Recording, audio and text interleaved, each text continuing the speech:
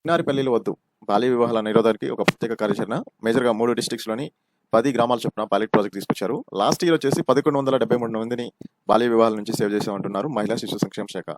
కనీసం 20% తగ్గించాలి 2025-26 సంవత్సరంలోని బాల్య వివాహాలను అని లక్ష్యం పెట్టుకుంది. 2024-25 సంవత్సరంలోనూ 1173 బాల్య వివాహాలు జరుగుతుంటే వాటిని అడ్డుకున్నట్టు అధికారులు లెక్కలు చెప్తున్నారు.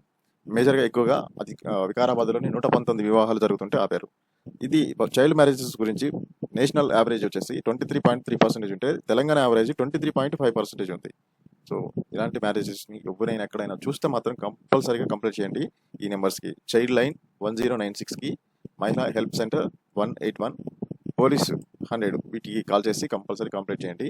ఇప్పుడున్న సిచ్యువేషన్లో చూస్తే మైనర్స్కి పెళ్లి చేసి వాళ్ళ జీవితాలను కోల్పోసి వాళ్ళ జీవితాన్ని నాశనం చేసేసి మధ్యలోనే ఎంతో వాళ్ళ జీవితాన్ని కోల్పోయినట్టు వాళ్ళకి ఏదో జీవితం అంటేనే ఒక విరక్తిగా కల్పించే విధంగా తయారవుతున్నాయి.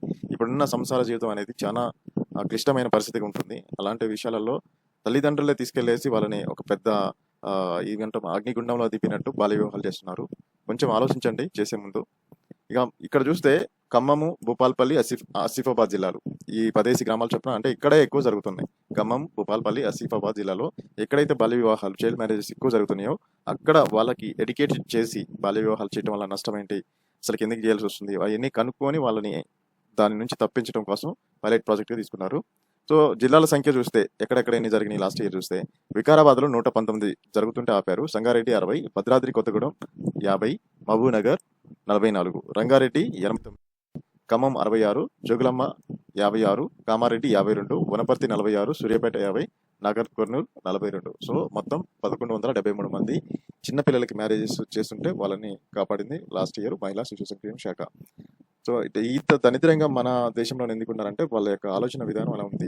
ఇప్పుడున్న కల్చర్ అనేది వెస్ట్రన్ కల్చర్గా కన్వర్ట్ అవుతుంది, మ్యారేజెస్ మీద ఎఫెక్ట్ పడుతుంది, ఫ్యామిలీ సిస్టమ్ మీద ఎఫెక్ట్ పడుతుంది అంటున్నాం. కానీ మనం ఎలా వాళ్ళని టీచ్ చేస్తున్నాం, వాళ్ళకి ఎలా గైడ్ చేస్తున్నాము మన సొసైటీలోని, మన కమ్యూనిటీలోని, మన విలేజెస్ కానీ, మన పంచాయతీస్ కానీ, మన మండలి కానీ, సో ప్రతి మన ఫ్యామిలీలోనే మనం ఇంటిగ్రేటెడ్గా ఎలా ఉంటున్నాం, ఎంత కలిసి ఉంటున్నాం, మన ఫ్యామిలీ రిలేషన్స్, రక్త సంబంధాలు ఎలా ఉంటున్నాయి, వీటి గురించి వాళ్ళకి కరెక్ట్గా ఒక గైడెన్స్ లేక ఇలా అవుతున్నాయి. సో ఈ చైల్డ్ మ్యారేజెస్ మాత్రం కంపల్సరీ తల్లిదండ్రులే వాళ్ళని కావాలని వాళ్ళని అగ్నిగుండంలో దింపుతున్నారు. సో మీరేమంటున్నారు కింద కామెంట్ చేసి చెప్పండి ఈ చిన్నారి పిల్లల గురించి. So please support my channel. Thank you.